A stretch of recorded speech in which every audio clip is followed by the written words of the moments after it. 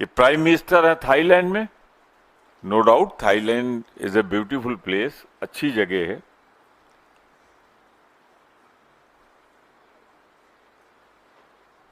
मैं और कुछ नहीं कह रहा हूं, अच्छी जगह है, अच्छे लोग हैं। तो प्राइम मिनिस्टर तो वहां है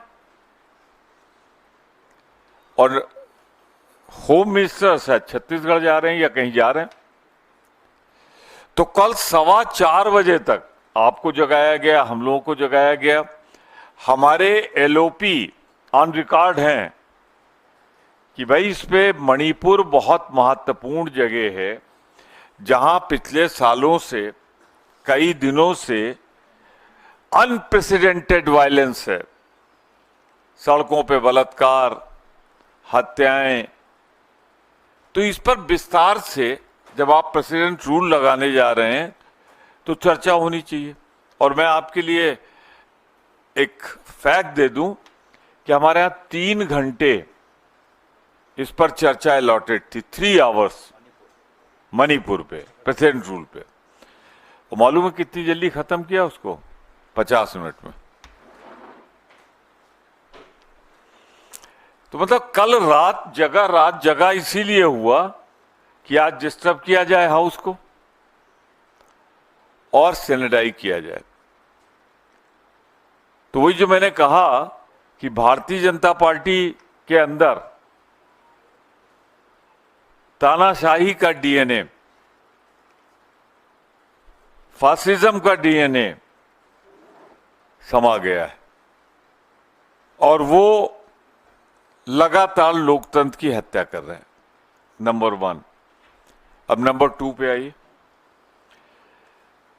आप बताएंगे विस्तार से, मैं भी जितना मेरा अनुभव है कि जहां 2 हाउसेज होते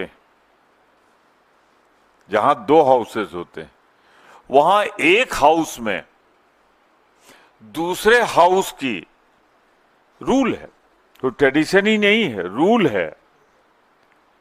ये रूल है जो मैं कोट कर रहा हूं। वहां के सदस्यों का जिक्र नहीं होता, उनके बारे में कोई आरोप नहीं लगता, खास तौर से क्योंकि वो वहां उपस्थित नहीं होते हैं अपने को डिफेंड करने के लिए, अपनी बात कहने के लिए। तो इसलिए ये रूल है। पर एक आजकल नए बेरोजगार हैं। अब गलती नड्डा साहब की, उसमें हम लोग क्या करें?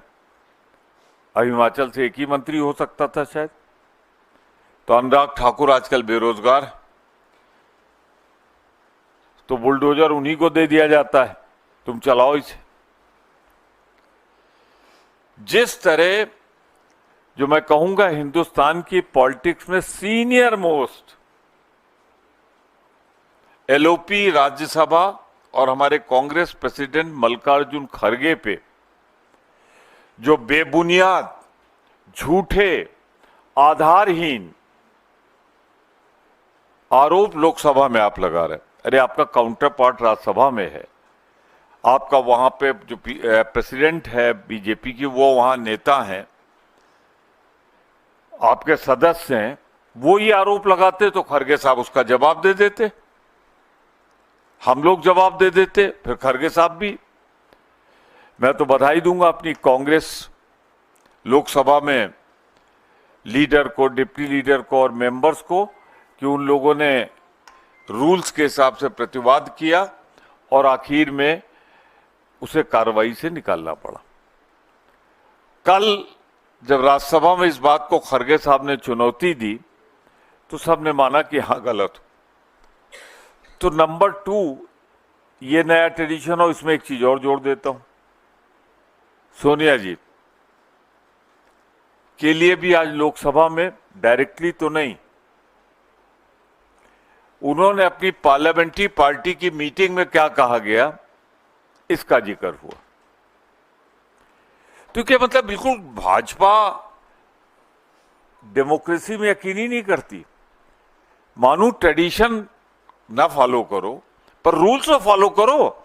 जो सदस्य दूसरे सदन का सदस्य हो उसके बारे में आप कोई ऐसी चर्चा नहीं कर सकते जो अशिष्टकारी हो। आलोचनात्मक हो, सोनिया जी के बारे में आज हुआ, हम दोनों को कंडेम करते कि गलत।